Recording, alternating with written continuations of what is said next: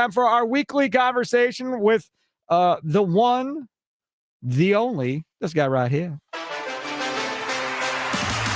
He's a former Brewers pitcher. You can hear him on his podcast, Buses, Benches, and Baseball. It's time to hear from FanDuel Sports Network Brewers analyst, Tim Dillard, as he joins Wisconsin Sports Daily, served up by Wendy's, broadcasting live from the 1250 AM and 105.7 FM, The Fan Studios, powered by the Potawatomi Sportsbook. You know, if you want, I can probably work with our production guy and maybe have him send that song over. And then every time, you talk on the music starts, Tim, I think that would be good. Because Sean goes, let's talk with our guy, Tim Dillard. The music starts playing underneath you. I like that. I think that's a good idea.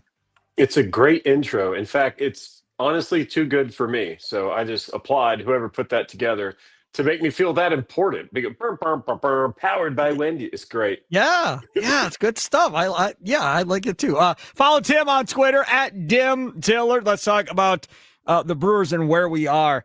So tell me about because we haven't really dove into this that much either necessarily throughout the course of the year. So Danny Jansen, we played that highlight there. He hits the home run. How important of a role is that backup catcher throughout the regular season and now into the postseason, where he's probably not going to play outside of pinch hitting off of the bench, but the value that he brings to a clubhouse and how important that role is? Well, I mean, you can't have just one catcher, and you can't have a guy that's been, catching a ton this season, and William Contreras, who is banged up. You got to have someone that knows how to handle a staff. And so when the Brewers made the move to go get Jansen, they went for a guy that they know could fit into a clubhouse, could help the pitching staff.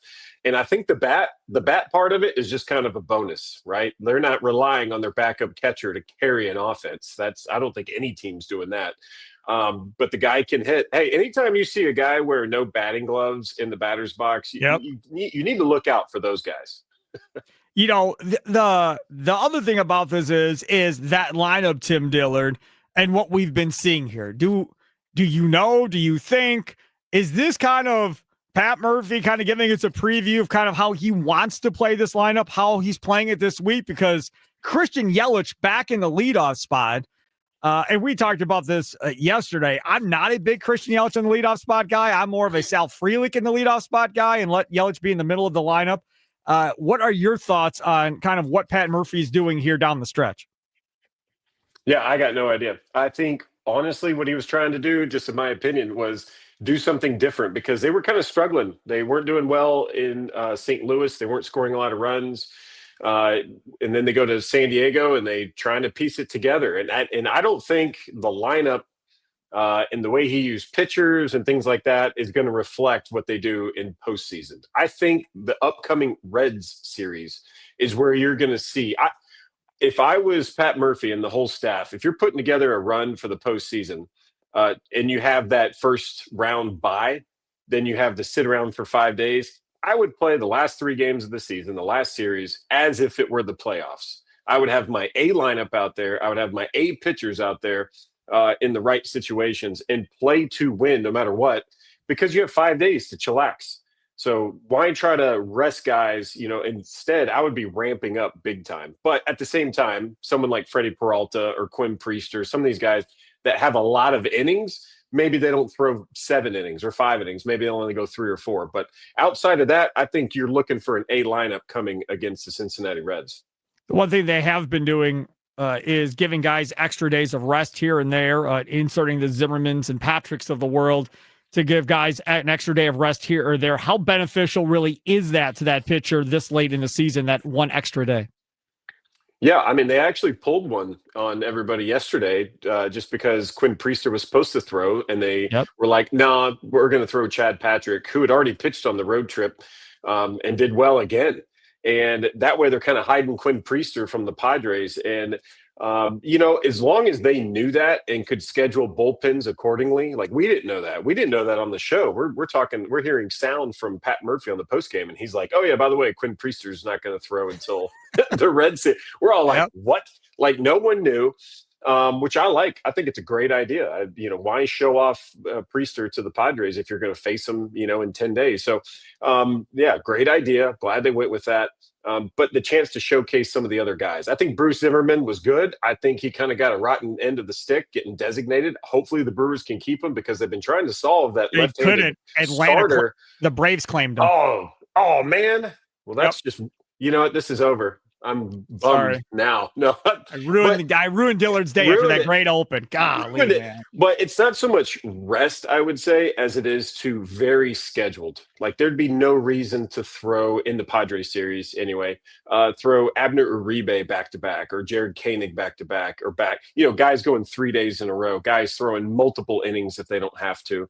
It's probably more for the bullpen than anything else. And then when your starters, if they get an extra day or whatever, then you start limiting their innings. That's about it. Sorry, with Tim Dillard, FanDuel Sports Network, Brewers Analyst. Follow him on Twitter at DimTillard. The idea of this Brewers pitching staff as we sit here right now, knowing all of these guys that are hurt, that are trying to make it back for the divisional series, right? So you've got Quintana, McGill, DL Hall, all these cats trying to get back. But there's not going to be rehab outings. None of that is available to you right now because of the minor league season and how that ended up. So from that perspective, how much can you really ask a guy to go out there and pitch, whether it be to start a game 3 or coming out of the bullpen to pitch innings out of the bullpen? I would assume you kind of have to have kid gloves, don't you, or no? Well, you know, you can also add, Brandon Woodruff to that list, Logan Henderson. Henderson was actually in, I think, DL Hall as well. We're in Arizona throwing their bullpens. So there is baseball being played as far as if they need to face live hitters, it's probably going to be in Arizona. And then the guys that are in Milwaukee, just from past experience being a part of the 2011 team, just because you're not active for that series doesn't mean you're there. You're not there. Like, I was getting ramped up facing hitters just in case we went to the next round in 2011. Really? So there's going to be pitchers. Yeah, there's going to be pitchers throwing on the field, throwing live batting practice against guys that aren't on the roster, you know, on that particular roster for that series. So guys are getting at bats and guys are getting pitches thrown. So yeah, I mean, they're simulating all of that kind of stuff. So the biggest piece out of all the pitchers that are injured right now, I think the biggest piece is going to be Trevor McGill, just because of the off days that you have in the NLDS. Like, it's game, off day, game, off day, game. So there's going to be plenty of rest there as far as starters. So I wouldn't worry too much about that. And then I think the next one, maybe if you can get Woodruff back, great. If not, hopefully Quintana. But I really like DL Hall too. If you have DL Hall in the bullpen just for an inning, I think that plays as well. Do you think there's a chance, because we were talking about this yesterday too, that ends up being a bullpen game, possibly in game 3 if Quintana's not ready, to where, you know, all of a sudden it's Ashby and Mizorowski and those guys and Gasser maybe? Those are your 3 guys you throw in game 3 back to back to back? Maybe. I think that's a real possibility right now, just because what we saw in San Diego, they weren't sure what they were going to get out of Bruce Zimmerman. So they had Mizorowski in the bullpen. He had spikes on, so that tells you that there could have been a possibility of him getting in. Saw Chad Patrick, wasn't sure if he was wearing spikes or not. And then after, you know, they only used 2 pitchers in that game, suddenly they don't feel like they have to push anything for the next day, and Chad Patrick gets to start. So they were doing a just in case type of atmosphere in that series, and that may be what comes about when you're talking about game 3 on the road, because you could throw Gasser an inning or 2. I thought Chad Patrick was outstanding. He would be good at starting a game. Tell him you got one time through the order, then bring in someone like Mizorowski, or maybe you want to bring in a lefty. Hey, you got 1 inning, max effort, like, let's go. And I think you piece it together like that, it'd be really good. Here's what you don't do. I don't think you try to save Aaron Ashby. Let Aaron Ashby be the guy that you can insert at any moment in the game 1, game 2. Because if you suddenly go, okay, well, I'm going to save Aaron Ashby, and maybe he's going to start game 3, or maybe I'm going to put him out there in the, to bulk relief in game 3. Suddenly you are putting game 1 and game 2 at risk.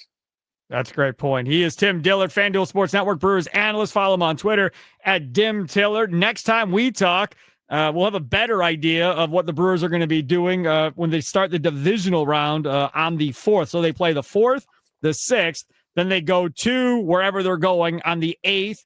If they need a game 4, it'll be on the 9th.